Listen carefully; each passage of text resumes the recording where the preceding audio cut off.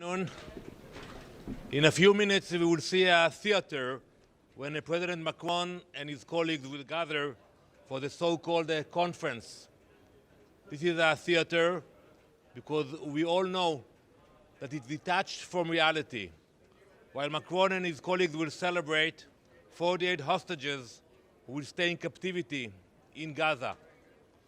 We know that this conference it came to life from domestic interests. It is not diplomacy.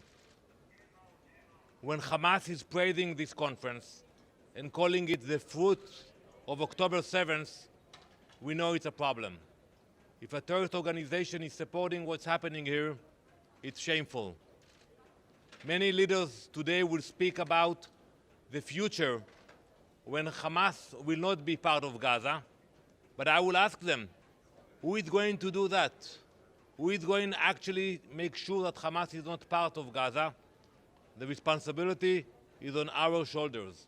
Israel is committed to continue this war until we bring back all the hostages and until Hamas is out of the game completely. That will be the time that we can speak about the future, not before and not with hollow gestures like we will see in a few minutes. Thank you. What do you think Macron and the Commonwealth, the British Commonwealth, is doing this to Israel? And also, what comments do you have towards Mondani, if elected mayor? He said he would implement the arrest of the Prime Minister Netanyahu, sir. Well, first, the candidate Mondani should read the Constitution of the U.S. and to learn the rules of democracy. He has no mandate on this issue. Prime Minister Netanyahu will come to speak here on Friday, and he will continue to come to speak here, even if he will get elected. I'm not getting involved in the local politics. But to President Macron and other leaders, I would say we are disappointed. On October 8th, you stood with Israel. You spoke about the hostages. Today you're moving on. You're trying to leave the hostages behind. We will not forget them. This war will not end with hostages still in Gaza. With Transcendental Television.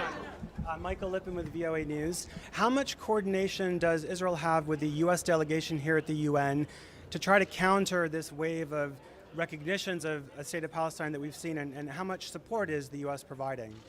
We are coordinating our efforts with the U.S. First, I want to congratulate Ambassador Mike Waltz for finally coming here. We were waiting for him for a long time, and we will continue to coordinate our efforts. Both the U.S. and Israel will not participate in this charade.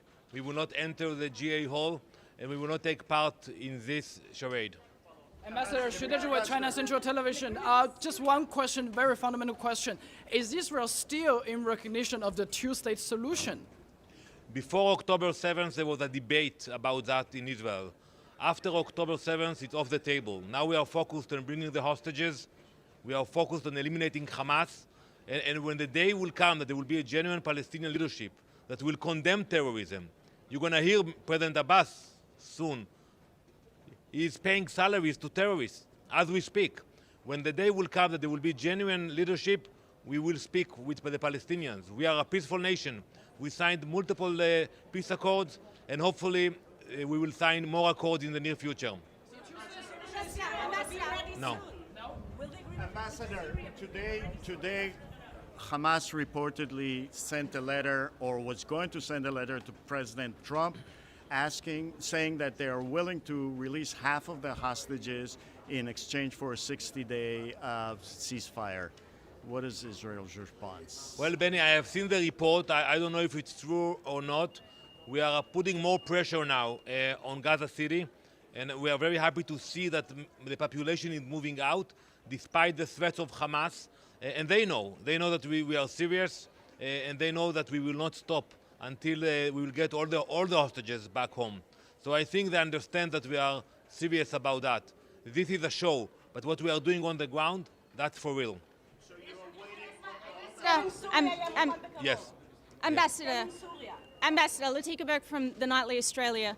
Our Prime Minister is going to tell the UN that one of the reasons they are recognising Palestine is because of your continued settlements in the West Bank and settler violence. does Israel not share part of the blame for why so many of your traditional friends are now moving against you?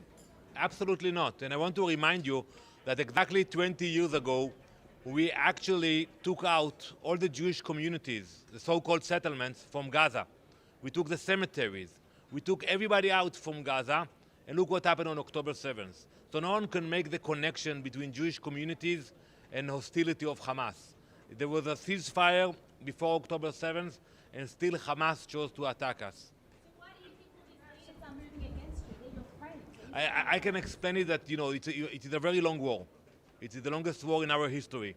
Many countries want to take action and to feel that they are doing something. They cannot speak with Hamas. With all due respect to President Macron, the Elysee cannot give instructions to Hamas. So it's easier to come here, make statements, take pictures. They feel they are doing something, but they are not promoting peace. On the contrary, they are supporting terrorism. I cannot hear one by one, please. Ambassador, we have a question over here. So Okay, Ambassador.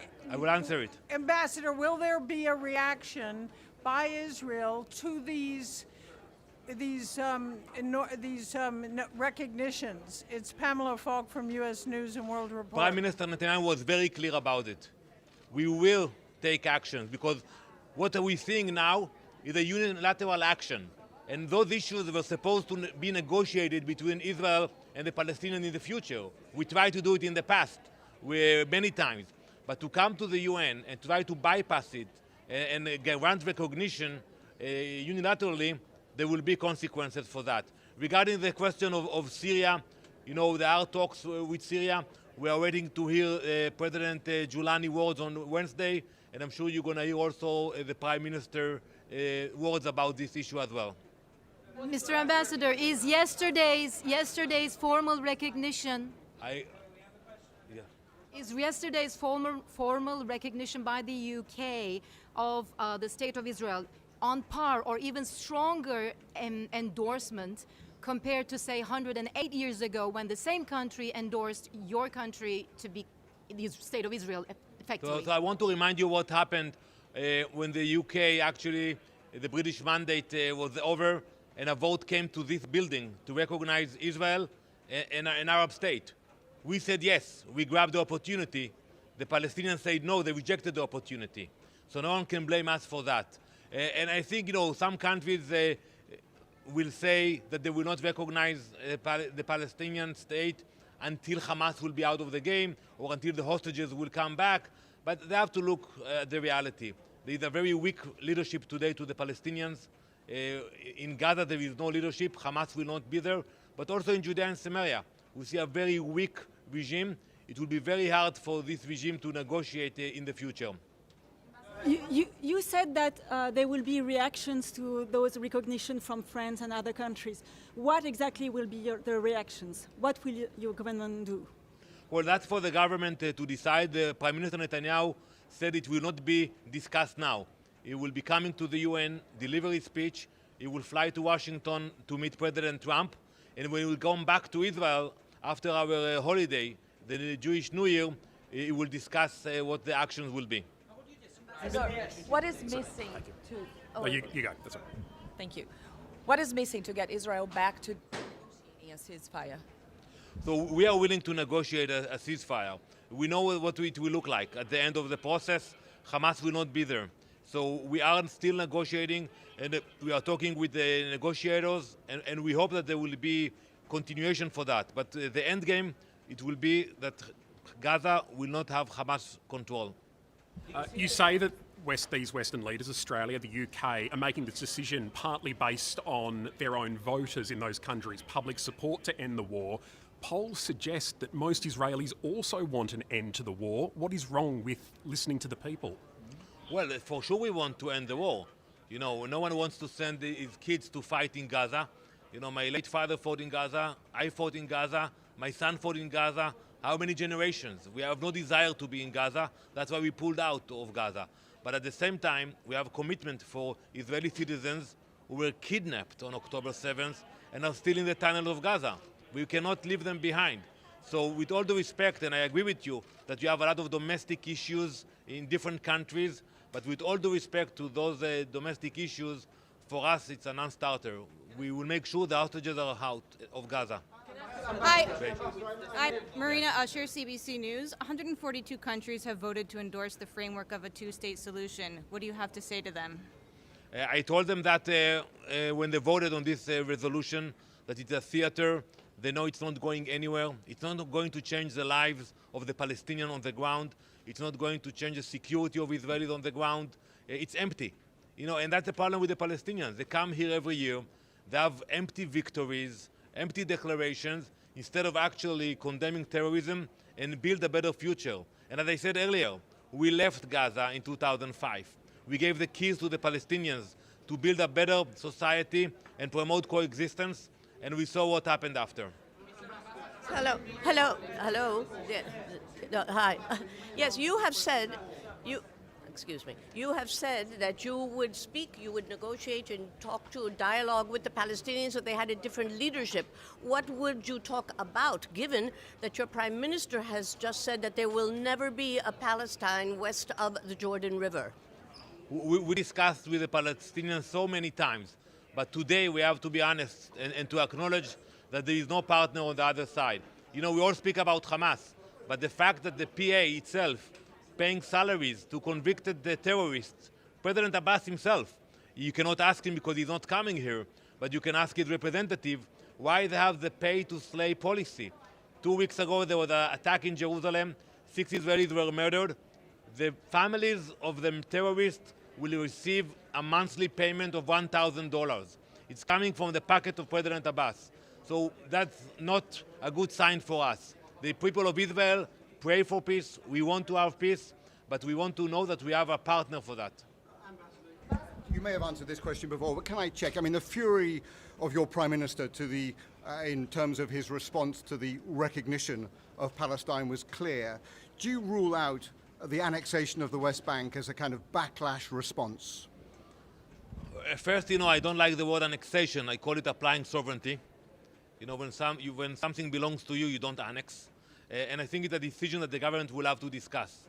I don't know if you do it as a counter effort. In the past, we applied sovereignty over the Golan Heights, over East Jerusalem, but that's a discussion for the government. You're not ruling out the possibility of annexation of the West Bank, a move that would be widely seen around the world as the death knell of a two-state solution.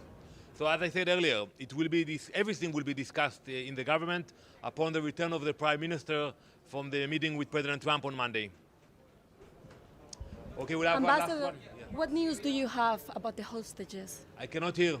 What news do you have regarding the hostages? So we just saw a video that was released by Hamas a few hours ago where we can see the condition of the hostages. Horrible footage.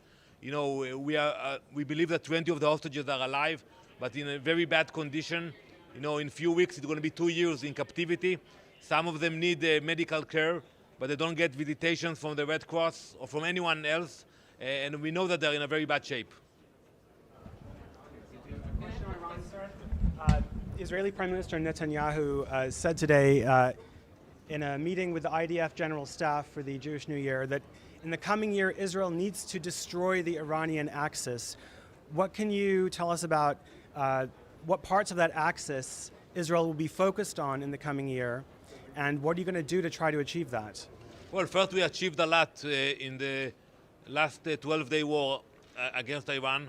I think thanks to the US, we can call it a great victory. And we see the snapback sanctions are now in place.